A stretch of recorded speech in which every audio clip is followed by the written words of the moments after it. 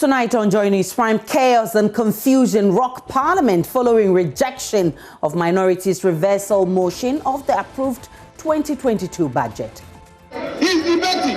We are debating. Who was that? Shut up! You should shut up, brother. Who was that?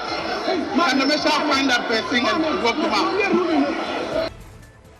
Minority Leader Haruna Idrisu criticizes the First Deputy Speaker for ruling on the rescission motion instead of putting it to vote. The First Deputy Speaker simply abandoned putting a question on a motion and opted to give a ruling. You don't rule on a motion. No other minorities alleging impersonation of MP Sarah Adwoa-Safo to secure majority approval of the 2022 budget. It is becoming quite apparent to us that there may be a case of impersonation. The lady who was presented as Adwoa-Safo, it's beginning to appear that she may not be the one. But Sarah Adwoa-Safo insists she was in Parliament. Mr. Speaker, this is a house of record, and as the former deputy majority leader of this house, I was present in this house yesterday. Also, HIV/AIDS infections increased by an alarming 15%, with 69.4% being women. President Akufo-Addo is worried. Out of 3 Ghanaians living with HIV are women, whilst 4 out of 5 new infections in young people aged 15 to 24 years are adolescent girls and young women. It is extremely troubling. And in business, the pause costing the country millions of cedis. All those things are not helping us. And we feel that if customs really can take a second look at their auctioning regime, for me, I mean, whatever challenge there is in terms of cargo auctioning in the port, it should be facilitated such that the cargoes can be auctioned almost every other month. And later in this bulletin, Asante Hene calls on the Ministry of Energy to double up efforts and resolve power crisis in the Ashanti region. Yes, Pennyfo Mumbehe say, Mumbehama, and Nema Titinina, Wumbe Pesicania Yama, Makaniana say Jinamaya. Joy News Prime comes to you live from our studios in Kokomlimle on your digital terrestrial TV because we're free to air on DSTV channel 421 and GoTV channel 144. We are your home of independent, fearless and credible journalism. My name is Aisha Ibrahim. Please stay for details.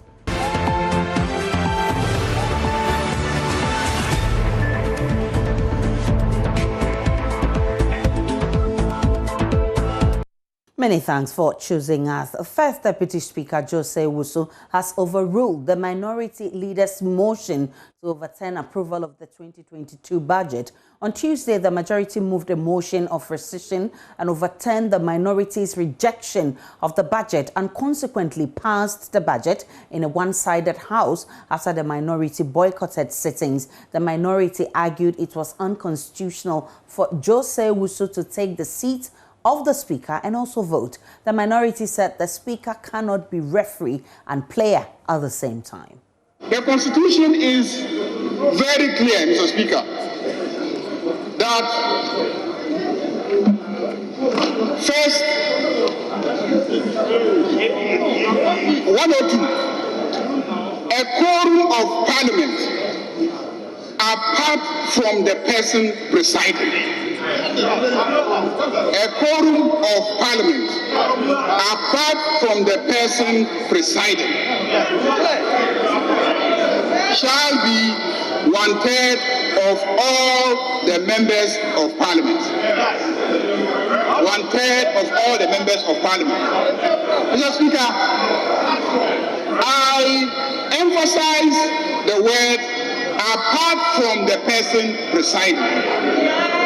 To begin an argument about a chain of arrangement that intends that when we are discussing the question of quorum, we should always leave the person presiding.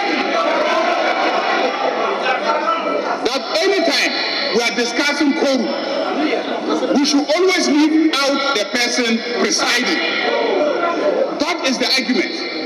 Whether it is a quorum to transact business or a quorum to take decision, always leave out the person presiding.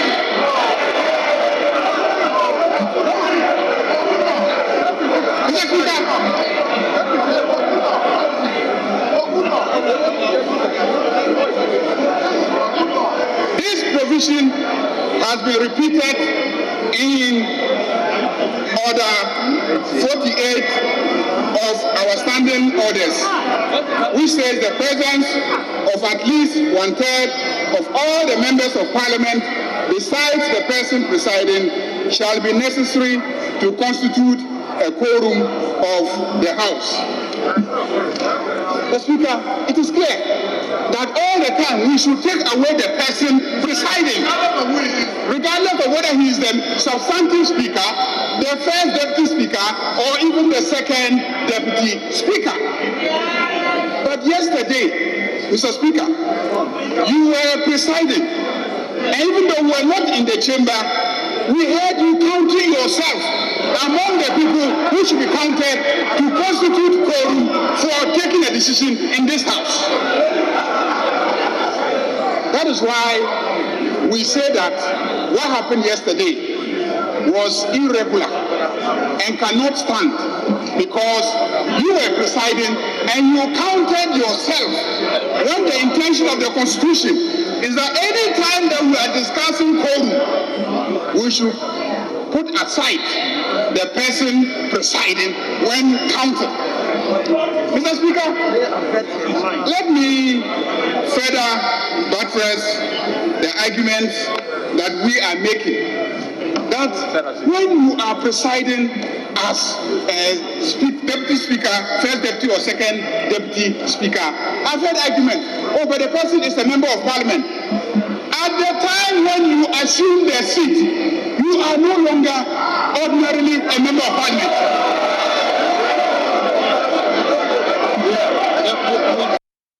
But Majority Leader Seche Mensah Bonsu disagrees. Speaker, since Friday up to yesterday, the position of my colleagues on the other side was that nothing bad had happened when they purportedly took a decision binding the entire House, which was supported by 137. Mr. Speaker, the hazard of that day, and you hear some spirited efforts to the effect that, oh, apart from the 137, there was one MPP hiding somewhere in some corner. Today, you are saying that it's 274. Mr. Speaker, the hazard captures this. I want to listen to him. Nobody should attempt to throw dust into the eyes of the general public. Mr. Speaker, and then I hear one of our respected colleagues saying that the Speaker cannot be counted as one of us, much less to participate in the voting. Mr. Speaker, the Electoral Commissioner who supervises our elections is not barred by any law from voting, even though he declares the election. Because that was a position of the Honorable Dominic Aini. That was the position of Honorable Dominic Aini. And that's why I'm responding to him. But Mr. Speaker, we are dealing with the standing orders. Mr. Speaker, the minority leader is also attributing a statement to me that I said the motion should be approved subject to some concessions. Mr. Speaker, I never on this floor said the motion must be approved subject to concessions. I never. First Deputy Speaker overruled the motion, and this degenerated into a bowl of assorted confusion. Members, when it comes to the question of voting, it is very clear. Anytime any of the deputy speakers or any other member elected to preside is in the chair, that member does not vote. That has never been in dispute. Anytime a member is presiding, either a deputy speaker or a member who by necessity is elected from among members to preside, that person does not vote. He's debating. We are debating. Who was that? Shut up! You should shut up, brother. Who was that? Can the messenger find that person and walk him out? So, honorable members, let me put on record that I am a member of parliament. I was counted to make the motion, and that was seconded in this house. What are you doing? You can't rule on it. We have to take a decision. I did not vote. Tell me in the standing orders what is therefore the application. He cannot rule. He cannot rule on an what is before the house. No. How can he rule on an He cannot rule on the voting before the house. How can he rule? So as the standing order. Honourable members, sitting is suspended for 1 hour. You are not a speaker. You are not a speaker.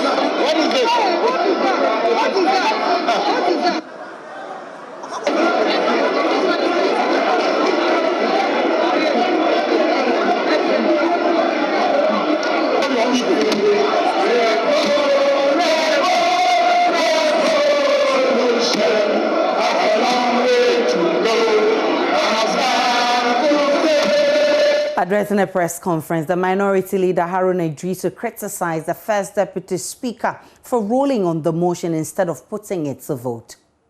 Today we have been told that deputy speakers are not speakers.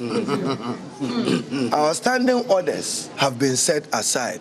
Any of you here, open your standing order and read the definition of speaker. It includes deputy speakers and persons presiding, as is expected of them under Article 102 of the Constitution. When you hear the Constitution, and go to the record, I've used it on the floor of Parliament. When you hear the Constitution say, except otherwise as provided in the Constitution, those of us who understand constitutional law, it operates as a limitation that in the exercise of that authority and mandate, have respect to other provisions of the Constitution.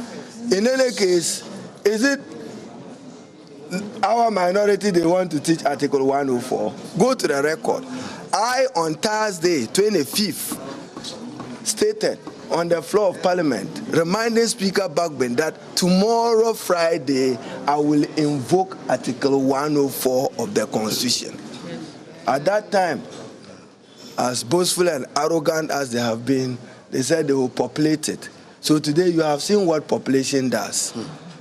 The first deputy speaker simply abandoned putting a question on a motion and opted to give a ruling. You don't rule on a motion. The motion was accommodated. The motion was seconded. It was debated. All he needed to do was for the House to decide.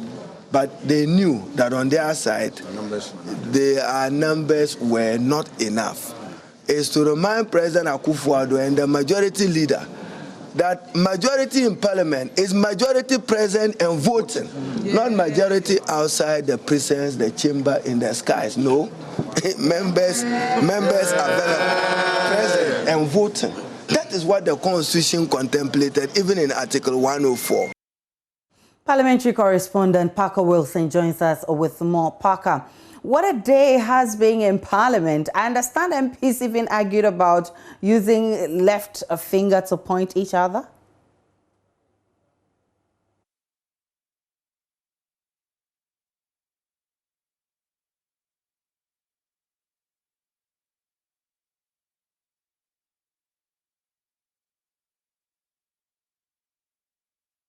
We're arguing over what is quorum. And Aisha, if you look at the vote and proceedings for today, on page 12 of it, it talks, the vote and proceedings for yesterday, I should say, page 12. It says quorate number present in the chamber, 137. Now, it goes on to say that the Honorable First Deputy Speaker indicated that as a member of Parliament representing Bekwai constituency, he signed the attendance register to indicate his attendance of sitting and therefore counted himself as part of the quorate number, thus bringing the total quorate number to 138. That has been the argument of the minority, which of course led to the pointing of fingers. Now, the point they make is that the table office themselves yesterday counted only 137 MPs in the chamber. If the table office understands the standing order or has a better appreciation of the standing order, they knew that Joyce occupying the Speaker's chair was not a member in the House at the moment. And that is why he didn't count himself. And yet Joyce proceeded to count himself as a member of the House, which brought the number to a total of 138. The debate, in fact, it generated into a lot of debate. So in the course of the debate, the MP for Keten in the Western region, Joe Gate, also made his point and indicated that the minority lacks an appreciation of the standing orders. They have misconstrued what the standing orders means by a quorum and when Parliament must take a decision.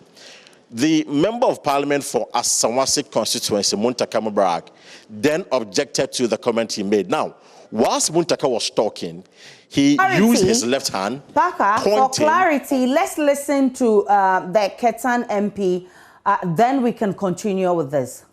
Yes, I'm saying that the Honorable Muntaka is my colleague and a very good friend. We worked together in the past. But today, Honorable Muntaka is continuously pointing at me with his left hand.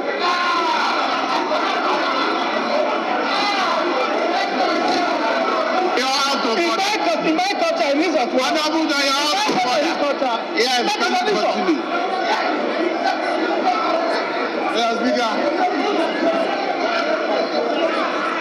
Even though you rule it out, I'm not aspiring to be president. I apologize. I will point my left hand at you. I will keep pointing to you with my right hand. You know I'm left-handed, so sometimes I forget and I use my left hand. I'll be mindful. Even though you rule out. So Muntaka explained that clearly, that he's left-handed, so sometimes he forgetfully uses the left hand. I mean, that shouldn't generate into confusion.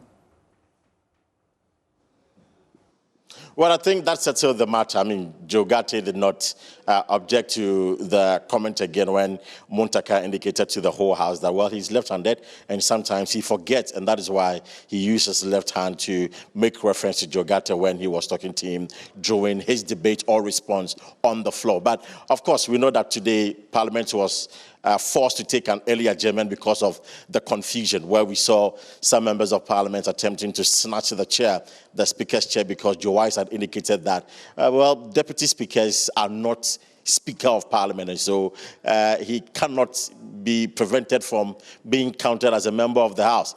Even some of the minority MPs went as far as trying to grab the mace, which is the a symbol of authority of Parliament. And the mace is the one that you see if you're in the chamber. You see a staff placed right in front of the Speaker, and where the Marshal actually places the mace. Some minority MPs wanted to snatch or grab the mace and take it away. So there's a lot of confusion. But I must say that Parliament was forced to suspend sitting for an hour. When they resumed, Joe Wise, who had presided over the today's proceedings since morning, was conspicuously missing. In fact, it was the Deputy Speaker who assumed the chair, that is Andrew Isema, the former MP who assumed the chair, and he indicated to the House that, well, they would have to adjourn sitting for today. But before his pronouncement, Haruna Dusu had made the point that they were expecting Joe Wise to come and resume the seat and continue with the proceedings, because Joe Wise had indicated to the House that it was going to have an extended sitting. So he's surprised that he's not in the chamber presiding over the meeting, because he wants Joe Wise to put the question to the motion that the approval of the budget yesterday was illegal. The determination of that motion would be determined by members of Parliament, and he, Joe Wise, cannot pronounce judgment on the motion which hasn't been referred to members of the House. And I must say that the NPP is clear. In fact, I've spoken to some of them who tell me that if you look at the issue critically, there was no motion before the House, because per their standing orders, if you want to move a motion, you have to notify the Speaker in advance. I must say, Joe Wise said on the floor of Parliament that he wasn't given any notice, and so he was surprised that Haruna Dusu would move the motion. However, he decided to accommodate the motion and paved way for the debate. So the NDC is insisting that since you accommodated the motion, of course, you have to put a question for us to vote on the matter. So that has generated the confusion. But I must say that right now, the leadership of the House, the minority and the minority leadership are locked up in the meeting today. They are trying to build consensus going forward, because the minority has served notice that until the determination of the motion, every other matter before the House will come to a halt. They will not subscribe to any other matter brought before Parliament until the determination of the motion before the Speaker. Baka, let me ask you this. You talk about the Speaker's chair being weeks away, and I saw you talk to the MP who did that. What was his explanation for doing that? In fact, we are talking about the Member of Parliament for Ashama constituency, Ernest Nobe, who was captured in our cameras, on the camera, attempting to, in fact, he actually grabbed the Speaker's chair. I must say, he grabbed the Speaker's chair, moved away. In fact, he mounted the podium, grabbed the chair, and was moving away with the chair when the marshals accosted him. His point is simple, Aisha. He says that Joe Wise, in his pronouncement or ruling, observed that if you are a deputy speaker, you are not a Speaker of Parliament. And so if he's not a Speaker of Parliament, then he has no business sitting in the Speaker's chair. And so there is no Speaker of Parliament today. He's grabbing the chair until the return of the Honourable Speaker, Alban Babin.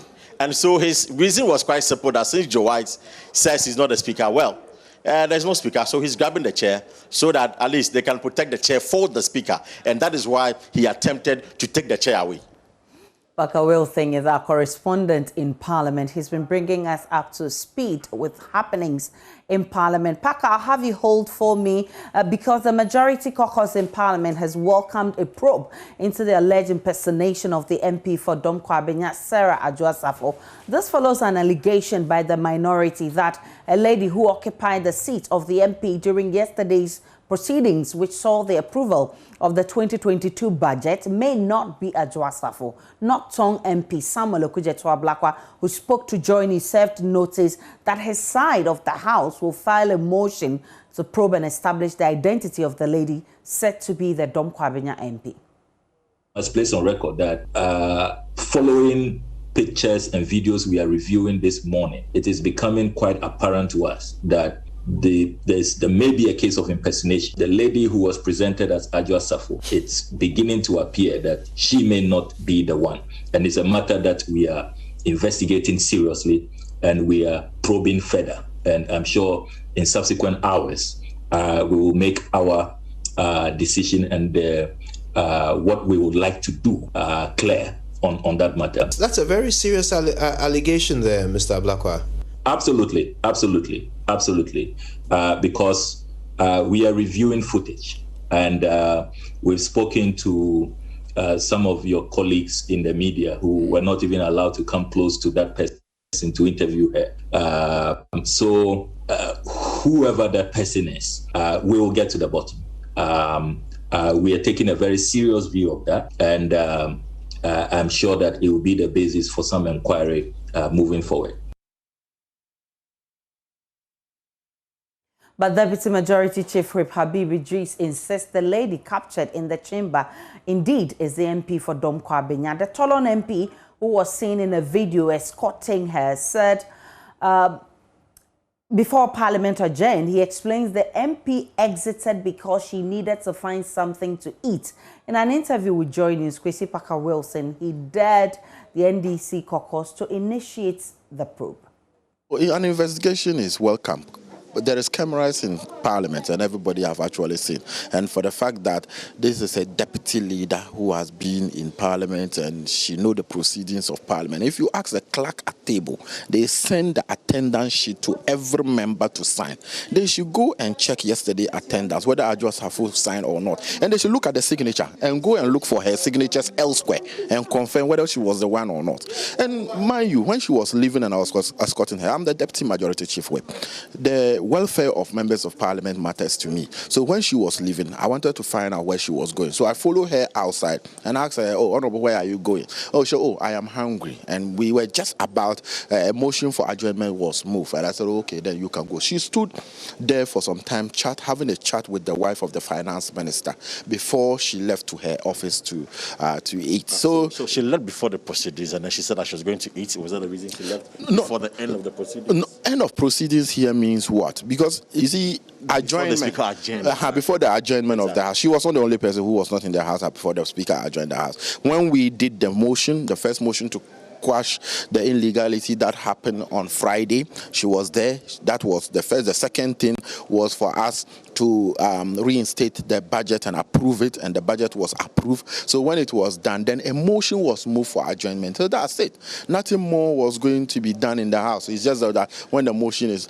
moved, it's just supposed to be seconded, and then the Speaker will just say. So if you understand proceedings of Parliament very well, and if it was an imposter, the imposter doesn't know when a motion is moved or not, whether it's to get up or sit down. And when you watch the video very well, when she was exiting, she has to bow before she left. So the lady is Ajwa Safo? Not the lady is Ajwa Safo. That was Ajwa Safo.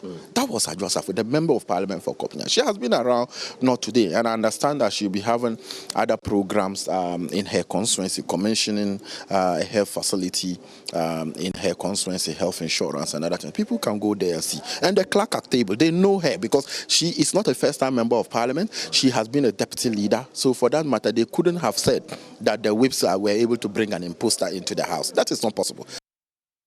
Well, Ajwa Safo took off her mask and insisted that she was in Parliament. Mr. Speaker, I also want to state on record, Mr. Speaker, this is a house of record, and as the former deputy majority leader of this house, I was present in this house yesterday.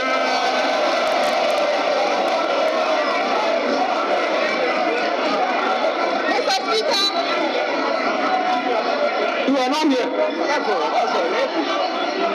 Mr. Speaker, and to state categorically that I cannot force Honorable Okudjeto Ablakwa, who is my friend on the other side, to dress the way I want him to dress. And that is an insult on womanhood. And so those making that noise, Mr. Speaker, should withdraw. I thank you, Mr. Speaker. Well, the minority says it will not back down on the probe it's initiating. Let's go back to our parliamentary correspondent, Parker Wilson. Parker, what do the minority intend to do about this? In fact, Aisha, shortly after Ajosafo's indication to the House that he was present yesterday, Muntaka Mubar, being the minority chief whip, said that, well, very soon we will see whether indeed you were in the chamber or not. I have engaged Blakwa, and other minority MPs who are saying that they won't back down. They have credible evidence to suggest that whoever was in the chamber yesterday was not the member of parliament for Dominic Kwabena. So with the probe, they would definitely file a motion to initiate the probe and establish the real identity of the woman who was in the chamber. They are certain in their minds that the videos they are reviewing, the pictures and their sources, it clearly indicates that Madam Adjoa-Safo was not in the chamber yesterday. And obviously the woman there was an imposter. So in the coming days, we will find out when the minority will file the motion for the probe to be initiated. But I must say that ASEPA has also petitioned Parliament to initiate a probe into this same allegation of an imposter being in Parliament to, or pretend to be the member of Parliament for Dominic Kwabena. Our correspondent in Parliament. Definitely, this is not over until it's over. And we have our eyes and lenses opened in Parliament, and we'll bring you all the latest from Parliament. In business, redundant cargo at the port costing the country millions of cedis. Helping us. And we feel that if customs really can take a second look at their auctioning regime, for me, I mean, whatever challenge there is in terms of cargo auctioning in the port, you know, it should be facilitated such that the cargoes can be auctioned almost every other month. And also coming up in this bulletin, HIV/AIDS infections increased by an alarming 15%, with 69.4% being women. President Akufo-Addo is worried.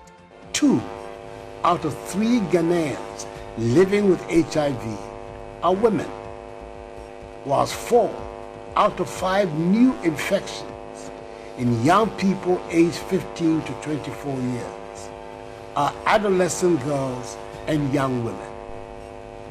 It is extremely troubling. Welcome everyone, time for business. My name is Darryl Kwa. We begin from the ports because redundant cargo at the country's ports are losing their value, a situation that is costing the country millions of cedis. Now, these goods, when auctioned, are expected to earn the nation some monies. According to Director General of the Ghana Ports and Harbours Authority, Michael Luguje, the uncleared cargo sitting at the country's ports are compounding and severely impeding the flow of containers out of the country, as well as congesting the ports. Speaking to Joy Business at the investiture of the 7th Governing Council of the Chartered Institute of Logistics and Transport, Mr. Luguje urged the Customs Division of the Ghana Revenue Authority to review the entire process of administration and auctioning regime of uncleared cargoes. When that container comes into your country and it is sitting somewhere for months and years, the shipping line has to continue to pay. And that is where the challenge then becomes. So if a shipping line feels that, look, I have a number of containers that have sat in a particular country for years, when the next importer who will tell me I need a 40-foot container with cargo to go to Ghana, I begin to say, look, what are the chances that this particular importer will quickly empty the container when the goods arrive and give back my container to me? So it's contracting the risk into the kind of price I'll give to that shipper. So all those things are not helping us. And we feel that if customs really can take a second look at their auctioning regime, for me, I mean, whatever challenge there is in terms of cargo auctioning in the port, you know, it should be facilitated such that the cargoes can be auctioned almost every other month, so that the things can get out and free space, release containers for shipping lines to take away, and then also sell the cargoes themselves at the time they are still of value to consumers. Because they say that they get bad, the container is locked, port space is occupied, and then you ask yourself, where's the benefit? Meanwhile, a newly sworn-in national president of the Chartered Institute of Logistics, Ghana, has been speaking to Joy Business. We've actually taken advantage of knowledge integration. We've taken advantage of trying to share best practices with our members. And this is meant to operationalize that activity of AFTA. Now, we have used our members across in the African region, because this is an international organization. And we benefit a lot. Our members are here to benefit, to take advantage. At a point, we say that it can only see the reality of it if and provided within our own sector here. If we can take advantage of the system by trying to compete among ourselves and competing outside, that is trade, goods and services. If you can be able to look at it in a way that we can actually plan our operations, to be able to get through with activities and match it up with the others, because you can still be hooked to the program but will not get the gains. So the president of the Chartered Institute of Logistics and Transport speaking there to Joy Business on the Continental Free Trade Agreement.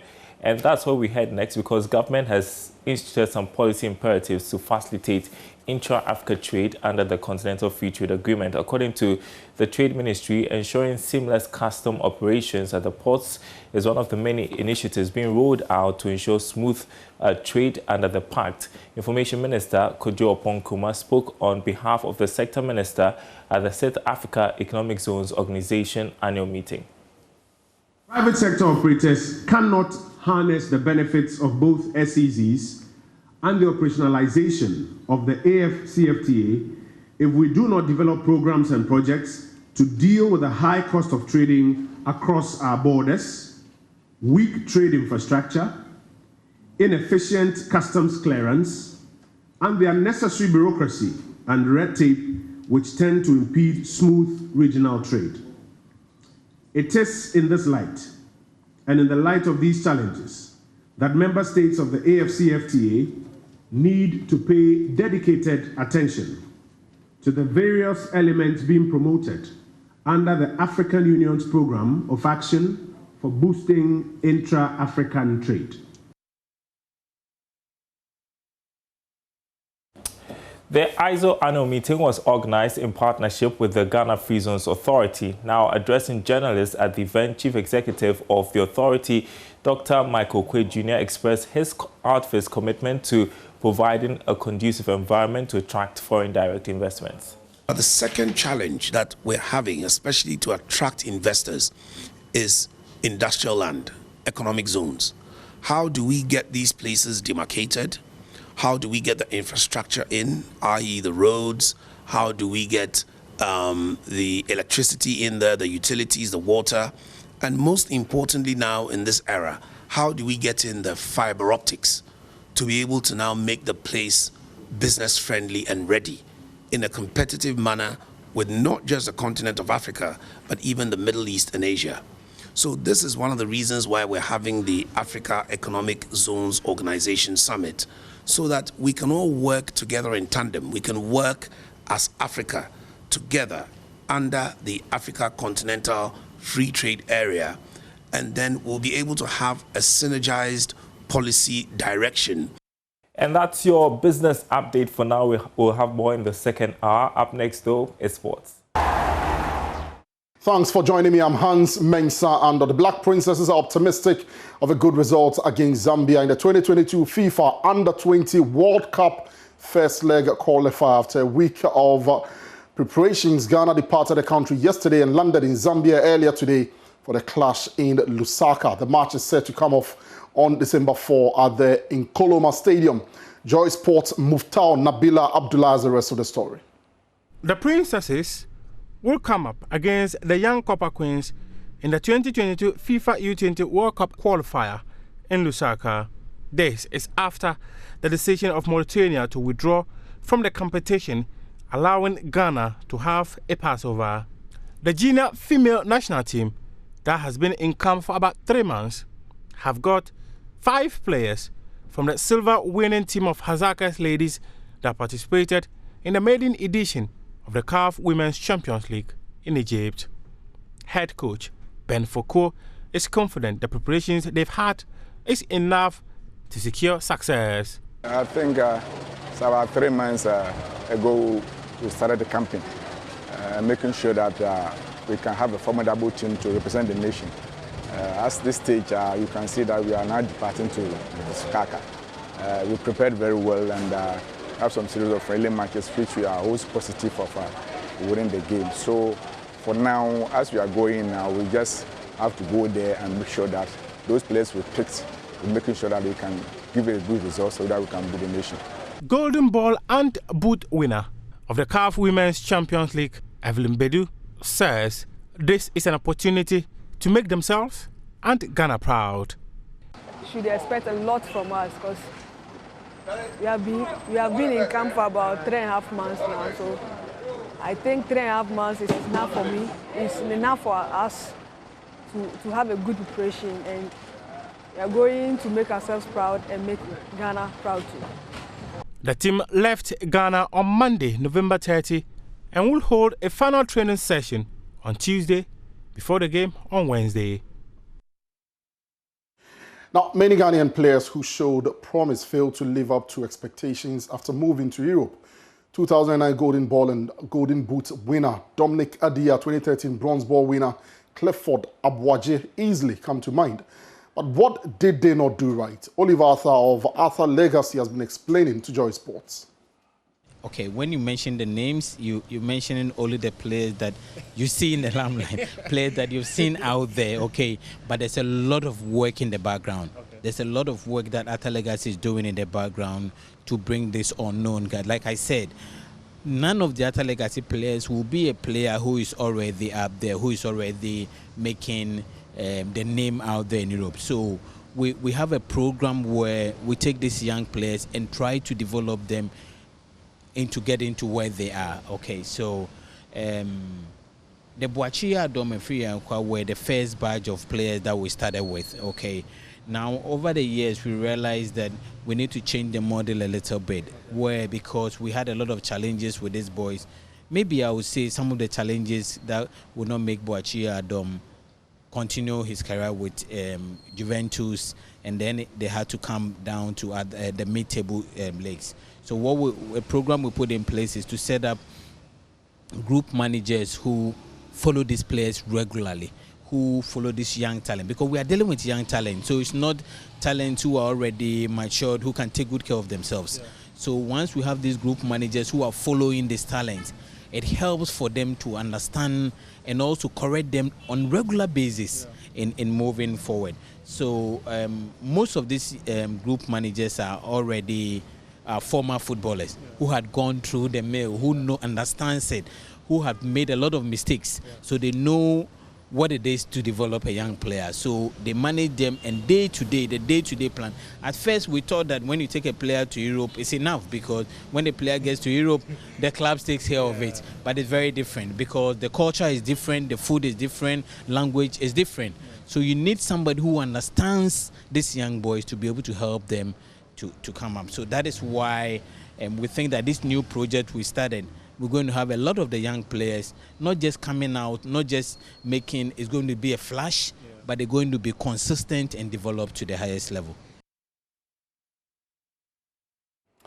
And that'll be all for now. There is more sports later in the bulletin.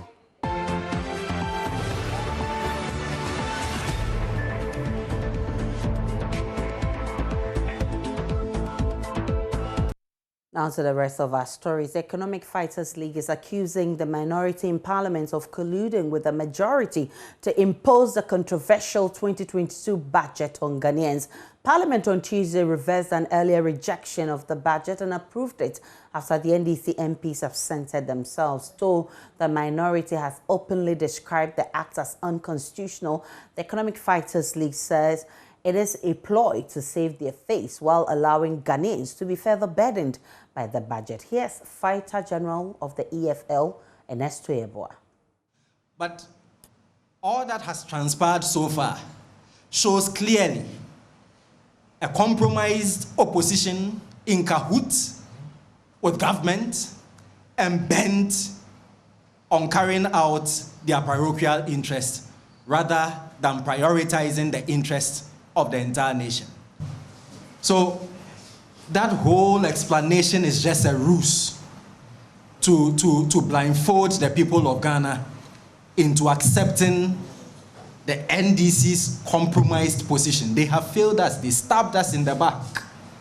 And that's precisely what they did. I listened to the Member of Parliament, Okujeto Ablakwa, this morning, and when he was asked why they decided to stay away from the chamber, he said it was a strategic decision. I said, yes, it was a strategic decision.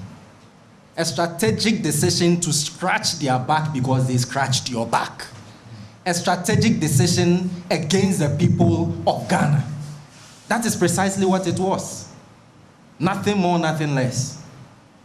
Look, can you imagine that this NDC opposition have passed a japa of all arrangement? They've passed it.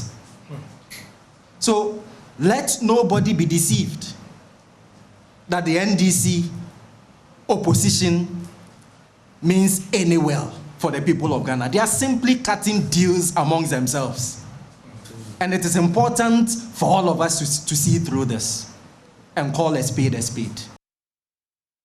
What is their other alternative? Tonight, the EFL has served notice it will run in the 2024 elections to provide a real alternative in rescuing the country. The best way to expose a glass of dirty water is to place a glass of clean water by it. And so the Economic Fighters League will offer a platform for those Ghanaians who are of integrity and substance to contest the elections in 2024.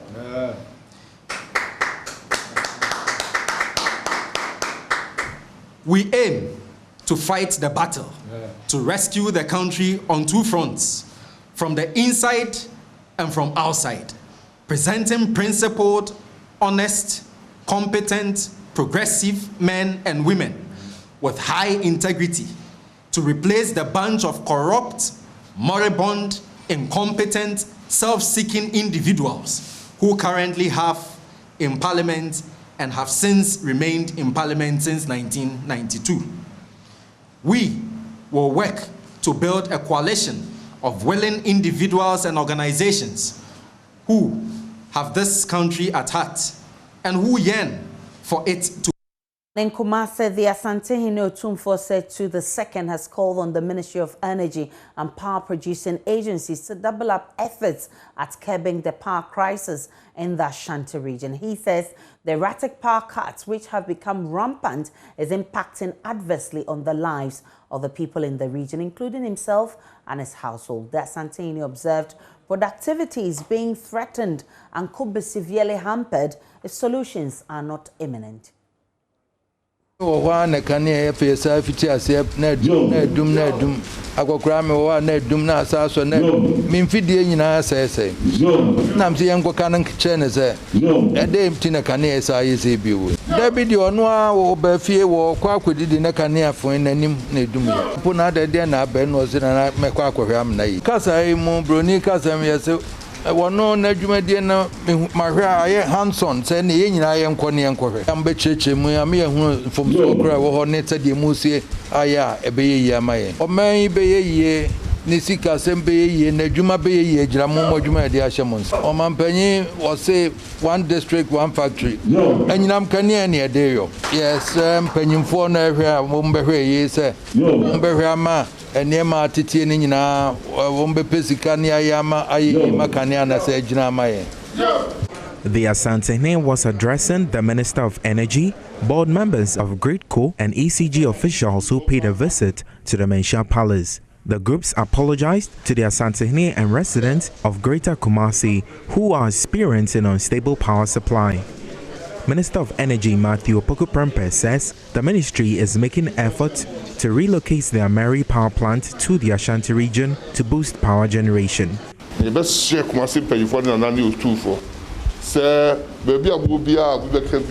are pleading with the chiefs and the people of Ashanti to pardon us. We are in crisis, and this has slowed down our efforts. The ministry will soon install the Ameri plant here in Kumasi, a power station to enable free flow of power. So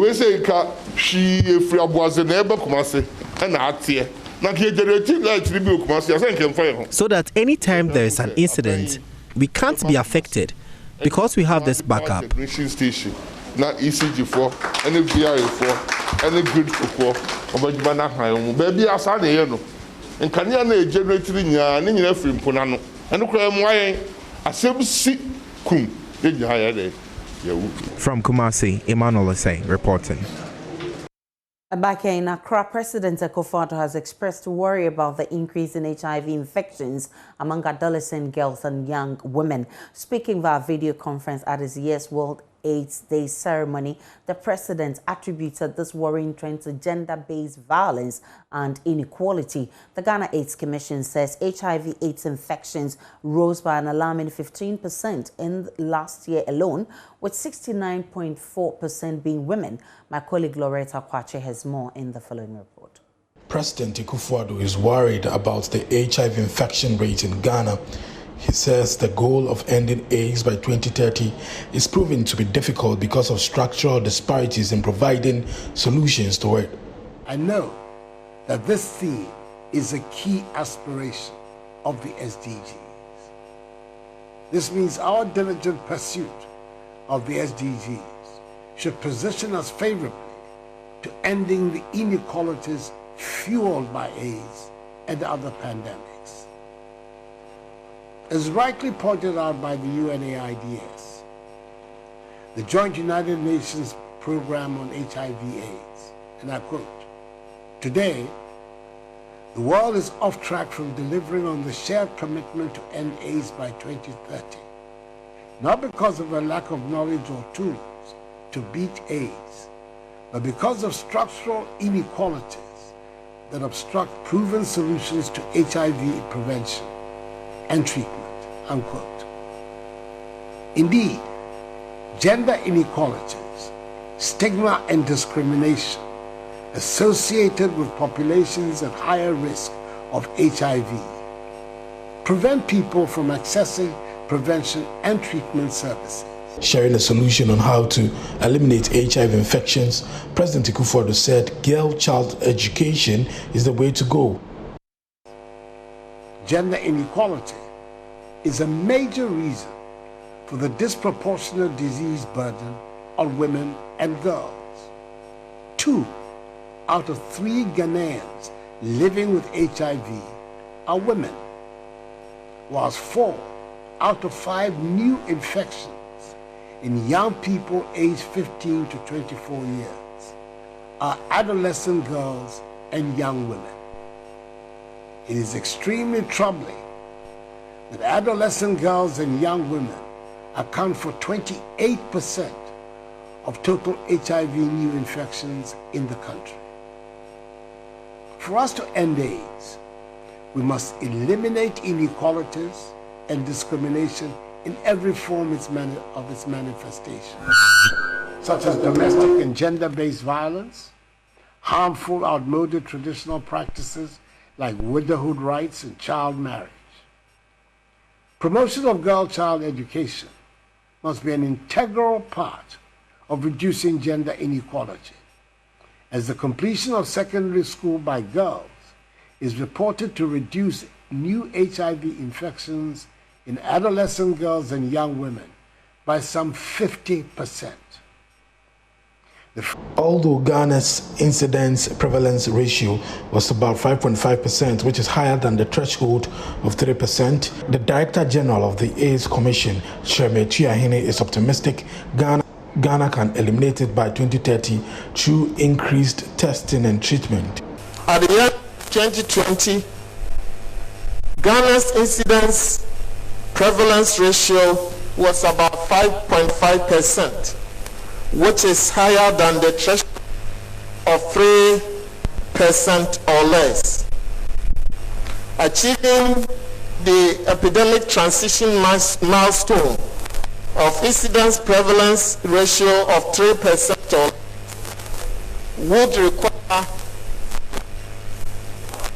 steep declines in new infections and AIDS deaths by more than 85%, in line with the new strategic plan's targets.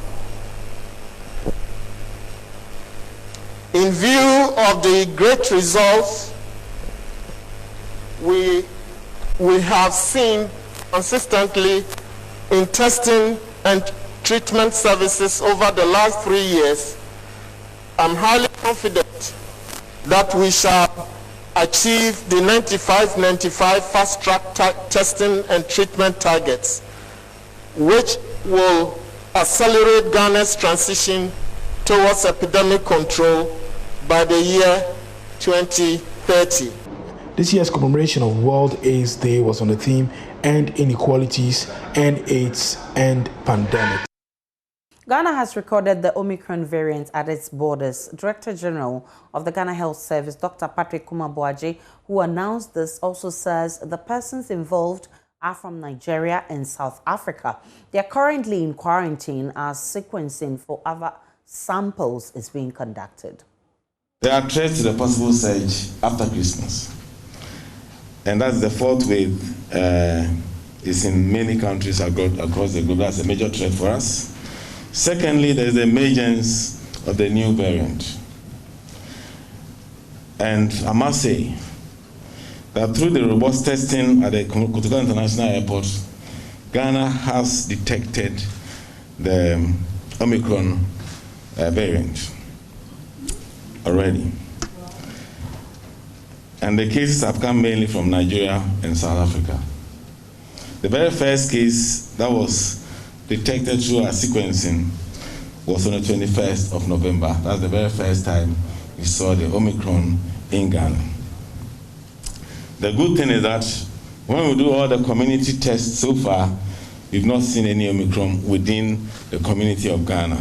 But of course, the danger is that if someone has Omicron and is incubating, it will not be found at the airport. And so we still have to be extremely careful, and that's the more reason why we must follow the vaccination, which is key to us. On Enjoy Clean Ghana campaign, at least 4 people are in police grips for cooking and selling food under insanitary conditions. While some prepared the food with rotten ingredients, most of the vendors at Bartholomew, a cooking hub within the Central Business District, operated without health certificates. Joy News' Michael Ashali joined the sanitation officers of the AMA for this operation and now reports. A local maize mill is on fire, yet animal droppings litter the entire cooking area in Bartholomew, a food hub within the Accra Central Business District. But it's business as usual. Caterers here care less about their environment as they cook to feed thousands of hungry mouths. Environmental health officials of the AMA moved in and closed down the place. Not one of the best. This is a place they cook food. There are a lot of animals, live animals all over the place, and you can see this food. Look at the droppings of the animals. See, you can see how the place is. So when you are talking food safety, this is not one of the best of food safety that we are seeing here. You can see the insects. You can see. Have you seen? Yes. See, look at the maggot I was talking about. This is a maggot. Have you seen it? It's a maggot growing inside the fridge where food is being produced. In fact, we've arrested the cooks, and we are going to ensure that we arraign them for court. One other vendor was busily slicing rotten onion bulbs to add to her food. Madam, madam.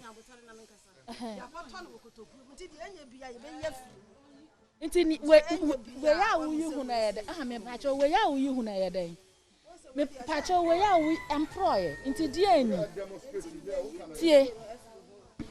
We ye me wahwe manim konkonte egunsi omo amoba be hiti akoton ama amanfo. Wahwe manim aka chem se wo nua nsuoshi akoya ko. Please take her too. Take her. Take her.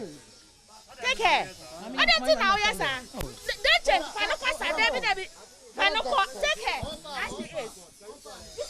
This is food they prepared yesterday, and they are heating it to go and sell it. Ms. Kuchi says the AMA will not relent on ensuring that the unsuspecting consumer is protected at all times. It means they know whatever they are doing. And it doesn't mean that this is the first time environmental officers have been here. Officers have been here several occasions. And when you go back, they will continue again. But for this time, we are not going to allow this thing to keep happening. The public health is our concern, and we'll ensure that people consume healthy food. At Opera Square, Yusuf, a kebab seller, was handed a summon after he failed to heed to several cautions for him to put his wares in a glass compartment. Perceive and now my own to turn because this is not the first time. Ube perceive. Ni who says sif siha ototonam na u ye receive mu na ya ba behwe na any other day aye beba ha sif nim oni ya wa asem ebo ne papa chookrata ni osamankrata ni. Yes.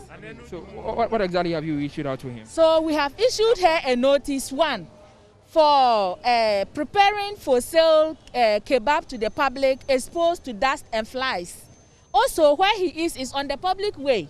That is one. 3, he himself, we've not even seen his medical health certificate. And 4, we want her to have a sieve so that when she is done grilling it, she put it inside the sieve so that it will be safe from dust. People are consuming it. We are talking food safety. At the end of the exercise, 4 food vendors were arrested and 6 summons were issued. Today we have issued about 6 notices, and we've arrested 4 food vendors for deliberately preparing food in dirty environment and storing food products, breeding with maggot for sale for human consumption. And also, we have come here and we have seized this food. We were also at the place where they rear cattle. You cannot rear cattle amidst of where food is being sold. And also, fire outbreak. We also gave a notice to somebody who is preparing, repairing generators amidst people who are cooking. When there is fire outbreak, it's going to cause a lot of havoc. And then they'll be calling for the government to come to their aid. Meanwhile, they've seen it, but they will not put a stop to it. We have gone to put a stop to it. It is important that wherever you find yourself, be it cooking for yourself or for your family, you are putting it all the right protocols to make sure that it is safe and healthy for consumption. This is Joy Clean Ghana campaign. I am Michael Papandiashale. This is Joy News Prime. We'll take a break and bring you the second part of business and sports. Hello, welcome once again. We've got some more business news for you on Joy News Prime. Now, remittances to the country are likely to drop significantly if the tax on electronic transactions and inward remittances remains in the budget for the 2022 financial year. The tax will also result in a high cost of remittance into the country, an impact that will be against the Sustainable Development Goal of financial inclusion. Addressing newly inducted members of the Institute of Chartered Economists at the annual Economists Conference in Accra, Dr. Sam Ankra said the e-levy is a bad one and retrogressive. Inward remittance flows is a bad idea, since remittances are usually sent to poor families of migrants. The tax will be borne ultimately by them, and therefore is likely to be highly regressive. A tax on remittance will raise cost of remittance in direct contravention to the G20 commitment and the Sustainable Development Goal of reducing remittance costs and increasing financial inclusion. Poor migrant workers tend to be highly sensitive in the cost of remittance. A tax on remittance would drive these flows to unregulated informal channels and will be there before. This is likely to reduce the tax revenue, increase the cost of tax administration, and encourage informal channels of money inflows. Estimates suggest that revenue raised from tax on remittance will be small relative to the revenue base of the country. For example, the IMF estimates that a remittance tax of 5% would result in a revenue of 4 billion, or 0.3% of the GDP of the GCC countries. Do the arithmetics. Farmers across the country are celebrated annually on the first Friday of December. For the past 5 years, it has been extended to a 5-day event, while this year's edition is being held in the central region. And we bring you a report from our colleague who is over there to cover it for us, Emma Davis.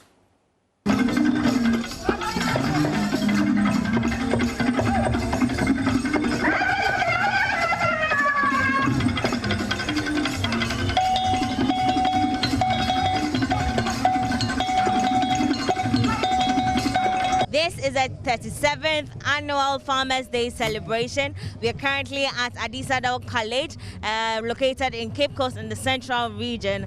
And behind me is a regional focus that is being done to mark the second day of the 5-day celebration. And as part of the regional focus, every regional minister give a speech and then a beautiful cultural display. The inclusion of the regional days in the celebration of the Farmers' Day to showcase agriculture and culture from the various regions is imperative, as it offers the opportunity for all stakeholders in the agricultural value chain, including potential investors, policymakers, development partners, civil society organizations, and our traditional leaders to have effective interaction. Such a platform will promote agribusiness as well as tourism development through the exposition of our agriculture as well as our culture. All stakeholders present, please, you are invited to the stands of the Upper West region to identify with agriculture and culture of the region. According to the Ghana Statistical Service Population and Housing Census 2021, Greater Accra is now the most populous region in Ghana, with about 17.7% of the total population of the country. Undoubtedly, the region has become very important when it comes to agric, because we have this large number of people to feed. However, agric lands continue to compete with other land users, especially within the urban centers, including real estate development, sand winning activities, free zone enclaves, industries, etc. This therefore calls for the use of innovative ways in our agribusiness sector. Some of the technologies and innovations being promoted are presented in pictures at the region's exhibition stand. Aside that, there are different agricultural companies set up here, and I'll be speaking to a few of them.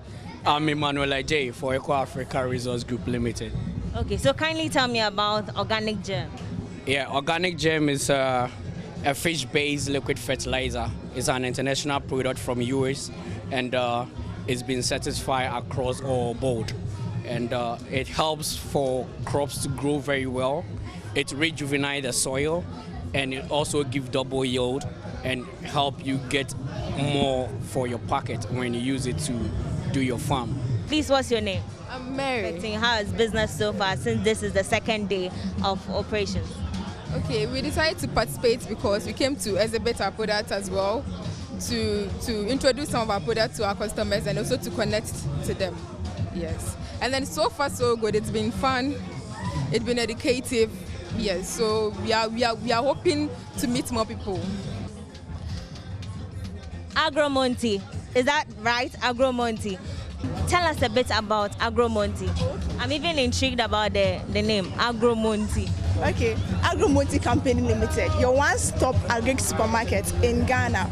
We provide services like the import and distribution of agro inputs. We also provide pest control services and agri consultancy. We have variety of products like foliar fertilizers, weedicide, insecticide, fungicide, and not forgetting our irrigation tubes and knapsack. So my next stop is Neocaf Industries Limited. We produce organic fertilizers and organic insecticide. We also have natural bulbs. We produce deodorants, concentrate, and the other anti-snake larva too is here. I'm quite interested about the anti-snake. You know, anti-snake repellent drives snakes away from where they are not wanted. But normally we produce for quality control of Ghana Cocoa Board. So we are at AgriPower Ghana Limited, and I have here with me Samuel. I'm quite enthused. Looks like all the stands you have this, to attract more buyers. We realize that the organic fertilizer is something that farmers need, but they don't have. So we decided to engage in organic fertilizer. However, we realized that in order to boost organic farming, we needed to add on something that could entice farmers to go into organic fertilizer. That's the reason why we brought in the drones. This is a fertilizer drone, and our fertilizer is liquid. And so you fill in the fertilizer in the tank and you use it to spray the farm. If you've never witnessed the Farmers' Day celebration in person, I hope I did a great job by wrapping it up for you of day 2. And the second day was a beautiful cultural display from all the regions. My name is Emma Davis, reporting for Joy Business. Well, Emma Davis is in Cape Coast all week for you ahead of the Farmers' Day celebration. That's it for business. My name is Daryl Kwao. Thanks for watching. We're leaving you with internationals, then sports will be up next.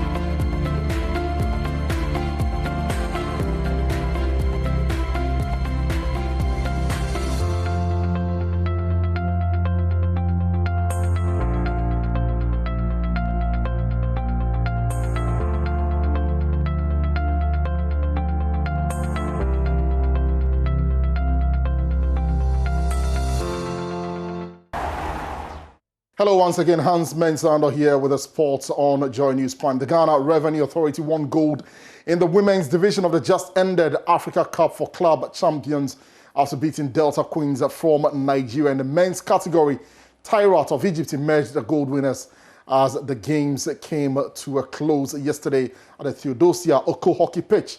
My colleague Benaya Edem Dafiamapo was there and filed this report. The stage was set for the grand finale of the African Cup for Club Champions. The tournament has been quite a fascinating journey for both Tyrat and Zamalek, who had to battle their way from the group stage to the finals. The Ghana Army Brass Band took the stage and served the audience with lively tunes to set the tone for the big occasion. Zamalek, who were in blue, kicked off from right to left, while Tyrat, who were in white, also kicked off from left to right. After a few minutes, it was Zamalek who struck first. Tyrat, who were not ready to give up, replied with an immediate equalizer and doubled their lead after a well-worked team goal. Team Zamalek, who were still recovering from the second goal, were hit with a third strike by Tyrat, who made life more difficult for their fellow counterparts in quick succession. Tyrat kept on increasing their tally as they made it 4-1 in the second quarter of the game. For a game with so much at stake, one would have thought the two teams would have given each other a run for their money. But it turned out Tyrat were too powerful, quicker, and well prepared than their opponents. The final result was a 7-2 demolition in favor of Tyrat, who showed no mercy to their wounded opponents. The team couldn't hide their joy as they lifted their trophy. Khalid Zaki, who saw his team dismantle Zamalek to be crowned champions, couldn't hide his excitement. It is the confidence of the coaches in their players, and their players do what we tell us in the meetings, and we achieve it in the field. While the Ghana men's teams failed to make it to the final, it was the women who took the mantle to represent the country well in their division. GRA made Ghana proud as they defeated Delta Queens of Nigeria 3-0 to win gold in the finals. The Ghanaian side made their presence felt from the start of the game and did not give their Nigerian counterparts a dog chance. GRA opened their goal-scoring account in the second quarter before adding 2 more in the third quarter of the game.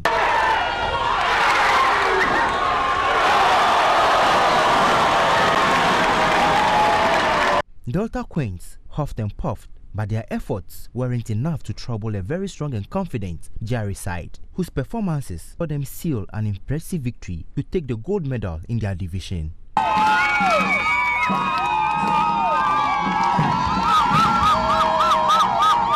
GRA coach Osei Boachi Adam said his team were well prepared for the final. We played a fast counter-attack game. Anytime we break, it was, marvelous to watch them, the way they move into position quickly and then take advantage, get into the D, either they get a goal or create a penalty corner. Individuals were also awarded for their outstanding performances throughout the tournament. GRA's Mavis Bayfi won the Women's Best Player of the Tournament award, whilst Tyrat Abdullah Anwar also won the Men's Best Player in the men's category. After hosting a very successful tournament, President of the Hockey Association, Dr. K.D. Asante, believes the stage has been set for Ghana to host the African Cup of Nations hockey tournament, which starts next year. Next year, we look forward to having more teams actually come and participate in this tournament again. But even before then, we are having the African Championships, where we will have the national teams, not the club teams, actually come and duel on this particular pitch. We are really excited to host the rest of Africa come January 2022. The Hockey African Cup of Nations is set to take place on January next year. Benaya Elom Dafiamepo, Joy Sports. Benaya Elom Dafiamepo reports there. Now the 2021 edition of the Goldfields PGA Championship has teed off at the Daman Golf Course. There is more in this report by Asari Bediako. Over 40 professional and senior golfers are competing in the 4-day annual tournament. Defending champion Lucky Aisa will be looking forward to retaining his title, but he must first shrug off the challenge of Vincent Toga, Kojubani and Amos Kobla. General Manager of Daman Goldfields, Mikhail Van der Maui, is expecting a competitive tournament. It will be very different because this year there will be a tournament. Last year we didn't have one, so we are very excited. I think for sure our course is in the best condition it's ever been. Our players, both the amateurs and the professionals, are very keen to come and play. You can imagine after a long lockdown worldwide, everybody is very keen to get out and to compete professionally again. So I'm very, very excited to see how Mr. Lucky is going to defend his title and who's going to chase him. You can just feel the atmosphere in the area. People are very excited to play over the next 4 days. That's how I think it's going to be different. The winner in the regular category of the 2021 Goldfields PGA Championship will take home 40,000 Ghana cedis, while the winner in the seniors category will be given a cash reward of 10,000 Ghana cedis. And that'll be all for sports. You can read more at myjoyonline.com/sports. And Hans Mensah Ando. And that's where we draw the curtains on Joy News Prime. I've indeed enjoyed my 2-hour stay with you. My name is Aisha Brian. Enjoy the rest of our program.